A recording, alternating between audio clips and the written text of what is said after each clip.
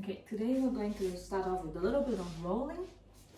Okay, so there are different ways you can hold on to your feet. So if you think you're flexible enough, hold on to the tops of your feet, straighten your legs, and stay like that. Okay, or you can loop a towel or a strap around here on the soles of your feet and just hold on like this. Or you can keep your legs bent and hold on to the sides of your feet like this. Or you can just hug your knees to your chest. Okay, so I'll show it like that. Keeping the legs straight, you're just going to roll down onto your back and then back up without letting go of your legs, your feet. So come up and push your chest forward, keeping your back straight, so try not to slouch like this. So holding on to the tops of your feet or however you're holding on to your legs, roll back and then crunch up. If you can, try not to use any momentum. So just try to use the strength of your core to bring you up. But of course, if you need to, you can just use a little bit of momentum as well to help you get into it, and then just try to see if you can come up just using your core strength. So however you're holding your feet, you should be able to do this. Like this. Gently coming up. Okay, roll as many times as you wish, have fun with it. Okay, next move, we're going to lie down on the side. So lie down with your legs bent, knees stacked like this, feet stacked and relaxed. Lie down on your side. You're going to bend your arm like this, so palms facing up. And just like as if you're like going to take a nap, lie down onto your arm. Okay, this hand can be on the hip, or it can be, if you need to give yourself a little bit of support, you can place your fingertips down in front of you. Okay, what you're going to do now is to lift the hip, this hip, off the mat or the floor like this. So use the side of your body to lift it up. Doesn't have to go too high. Just lift it up as much as you can, making sure you're engaging the side of your core like this. If you need to, you can push it a little bit with your fingertips to help you out. But if not, hand on your hip. Slowly lifting your hip up, engaging your core. Doesn't matter if it only comes off a tiny bit or if it doesn't come off at all, just as long as you are doing the work.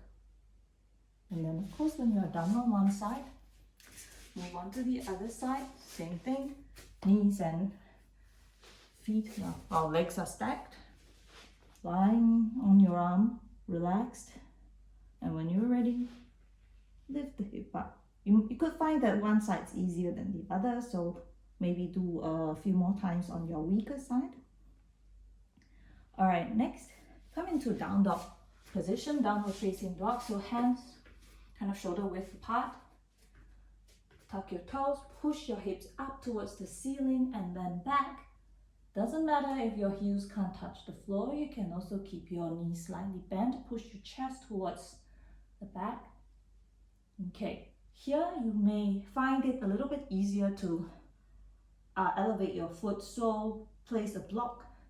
You can choose to place a block or a thick book or a stack of towels under your foot. So just place it under one foot. So we're going to start with the right leg up. So if you are doing the right leg first, block under your left foot if you need. Lift up the right leg. Come on tiptoes or on the bottom foot. And what you're going to do is you're going to move your body forward, shoulders forward, and you're going to take this upper leg with you, keeping it straight. You're going to crunch. Use your core, crunch your leg in, and your right toes, try to touch them to your right forearm. And then back up, pushing your chest back. Come on tiptoes, move your body forward, crunch in, really crunch. Bringing your right toes towards your right wrist, right forearm. And back up, crunching in. So do this as many times as you wish. It's a little bit tiring. And then when you move on to the other side, just if you are on block, so just move your block under the other foot. And same thing, left leg up, tip toes, crunching, moving the body forward. Notice that the shoulders are moving forward, bringing the left toes towards the left forearm. So you'll feel the work in your core, bringing your leg in with your core, and tapping the toes on the forearm. Okay, when you've had enough fun, let's move on to the next exercise. Now, we're going to stand up, bend your legs a little bit, and I'm going to start with my right hand. So I'm going to place my right hand in between my feet, fingers spread out, lowering the hips a little bit, but not too low. So hips are kind of around knee height. The other arm goes straight forward. Now I'm going to push my right hand into the floor, and I'm going to lift this leg up. So right hand between feet, lift right leg. Okay, push, and then lift up the right foot and kick it forward, straightening the right leg. Okay, so as you do this, lifting up the right foot and kicking it forward, the hip shouldn't sink too much. Try not to move the hips, so try not to lift or lower the hip. So as you do this, try to keep the hips at the same level. So not like that. Keeping the hips about knee height. Lift the right leg, kick it forward. Try to straighten your leg. Okay, it doesn't matter if you can't really straighten it. I'll try the other side now. Left hand pushing down, right arm in front, lifting the left foot up, keeping the hips at the same height. So it doesn't matter if you can only lift your foot a little bit. That's good enough. Lift a little bit. Or maybe lift a little bit, kick it forward a little bit. If you can't straighten it, it's okay. But if you can, just do it. Hold it for a short while, come back, switch sides. So just alternate sides. If one side's tired, move on to the other side, or just do one on each side and then repeat. Okay, now we're going to come into a high lunge position. So one foot is in front like this. So my left foot is in front, knee is over the ankle, back leg, heel is up, and engage your glutes to square your hips, to make sure your hips are square facing forward, not like this. And engaging the leg muscles to keep your back leg stable.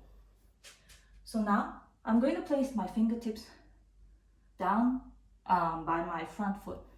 But if you need to, if you have blocks or something sturdy, or like maybe even a water bottle, just something sturdy and of the roughly the same height, place both hands on them. I'm not going to use that. Okay, what you're going to do is to engage your core and lift the front foot off the mat like this. And as you lift, you're not kicking your foot front or back. It's just going to stay in the same spot. Just lift the foot up. Engage the core, and you may have to engage your quads a little bit too. Just lift the foot up like this. So the foot won't go like that. Just up. So you'll find that the higher your hands are, the easier it is to lift up the foot. So if you want to challenge yourself, you can, if you're on blocks, you can lower the height of the blocks. Try to show you on the other side. Just lower the height of the blocks until maybe your fingers are just on the floor. Lift up. Just lift up slightly. Doesn't matter if your foot can't really lift up or if just like a little bit like that. As long as you feel the engagement, it's good. Okay. Now, when you're done, just lie down on your back. Come to a bridge position. So feet slightly apart. And then you're just going to lift your hips off, your lower back off, roll on your spine, pushing your hips towards the ceiling as much as you can. Try to squeeze your knees towards each other. They don't have to touch, just make sure that they're not going like this. Just push them together. And you can stay here, or you can roll down on your spine and back up. And if you push your hips a bit higher, you feel a good stretch on the front of your body. And then you can also just relax and just lower your knees to one side. Let the side of your body stretch out. Take them to the other side. So you can either move them around like this or just stay in one spot and enjoy the stretch. So I hope you have fun.